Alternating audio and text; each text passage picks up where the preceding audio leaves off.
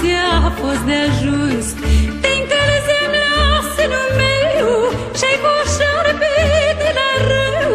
M-ai mușcat și te-ai ascuns, dar tot nu ți-a fost de ajuns. Omului de lângă tine să-i plătești numai cu bine, dar tu mi-ai plătit cu rău și-ai fost puișorul meu.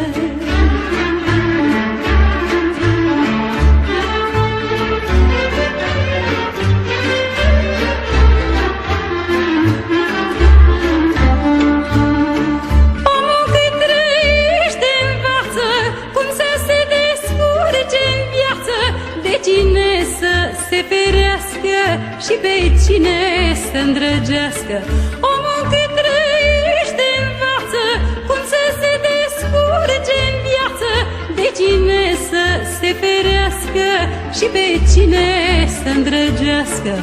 Omului de lângă tine să-i plătești numai cu bine, dar tu mi-ai plătit cu rău și-ai fost puișorul meu.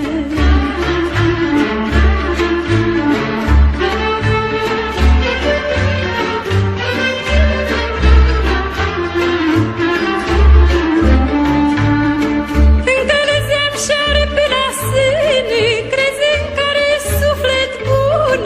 Dacă aș fi ocolit locul, altul mi-ar fi fost norocul. Încălzeam șarpe la sâne, crezând că-are suflet bun. Dacă aș fi ocolit locul, altul mi-ar fi fost norocul.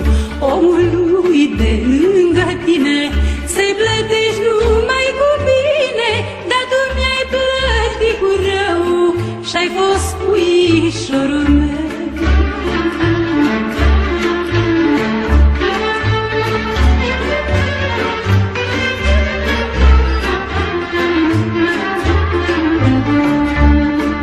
Acum te crezi fericit și umplit după iubit, or veni și zile grele și-ai să plângi urmele mele. Acum te crezi fericit și umplit după iubit, or veni și zile grele și-ai să plângi urmele mele. Când ține omul tine să-l plătești numai cu bine, dar tu mi-ai plătit cu rău și-ai fost puișorul meu.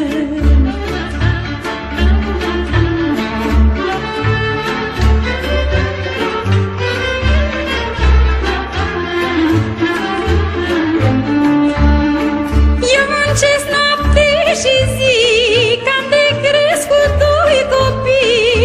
Am două flori să le cresc, că pentru ele trăiesc.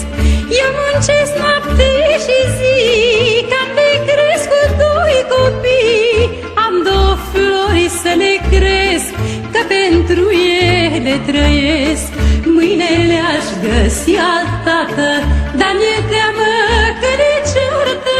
Și dacă mi le-o certa, mi s-o frânge inima.